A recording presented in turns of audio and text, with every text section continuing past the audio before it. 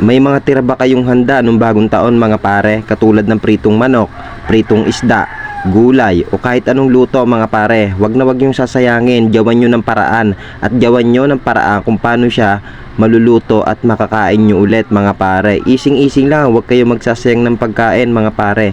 Napakamahal ng bilihin nyo mga pare. Kaya kung gusto nyong malaman kung ano yung ginawa ko sa tira naming pritong manok mga pare, panoorin nyo tong video na to para malaman nyo, para hindi masayang yung mga pinaghihirapan yung binibiling pagkain mga pare tuwing bagong taon mga pare. Kasi yung iba mga pare talagang napapanisan, nanghihinayang naman yung ganon, di ba mga pare? Nakakapanghinayang pag tinapon mo, pag napanis nakakapanghinayang din, di ba?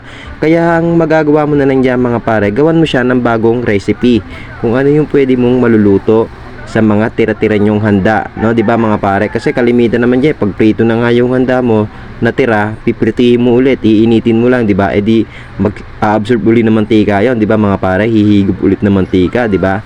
Kaya ang gawin mo naman mga pare, bagong luto ang gawin mo mga pare. Kaya ako eto, panoorin niyo tong video na to mga pare.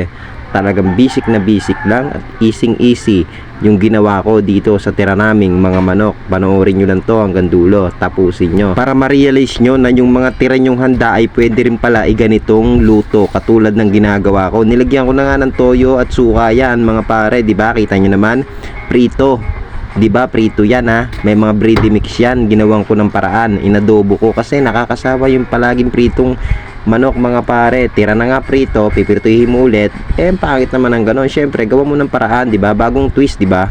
Kung gusto niyo imichado nyo. Kung gusto niyo gataan, gataan nyo, di ba? Pwede yun mga pare. Hindi naman magrereklamo yung ulam, kayo naman nakakain yan, di ba? Kasi sa panahon ngayon hindi na uso yung arte-arte mga pare. Kung ano yung nandyan, iluto mo. Kung ano yung nandyan, kainin mo. Napakamahal kaya ng bilihin ngayon. Sayang yun na. Napakamahal ng bilihin ngayon, mag-iinarte ka pa. Lutuin mo ng maayos at i-prepare mo, di ba? Para namang ingrande pag nilapag mo sa pagkainan, pag kinain yung pamilya, di ba? Talaga naman mga pare, basic na basic at easy lang, di ba? Di ba? Kita nyo, kumukulo na nga yan mga repa. At syempre hahalo-haluin nyo yan para kumalat yung lasa nya. Ganun lang yung pagtimpla ko dyan mga pare. Hindi ko na tinimplahan yan, patutuyuin lang natin ng konti yan mga pare. Ganun ang tamang pagluluto nito mga pare. Panoorin ko lang tong video na to mga pare. Talaga namang malalaman nyo rin. At nilagyan ko ng konting asukal yan mga pare, para medyo may sipa-sipa naman yung ano natin, para hindi lang talaga manuot yung alat yan, medyo may manamis-namis din na malalasahan sa bandang dulo mga pare. At halu-haluin nyo yan para kumalat yung asukal mga pare. Ganun lang ang tamang pagluto nito mga pare.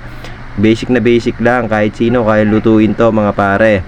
Ayan o, talaga namang mapapakain ka nito ng madami. Kaya nga nung tinikman ko to mga pare, puta, naintindihan ko, lasang andoks mga pare. Kahit yung panis yung kanin nyo, talagang kakainin mo mga pare pag natikman mo yung ganitong luto. Kaya ano pang ginagawa nyo, gayahin nyo na rin to, panoorin nyo.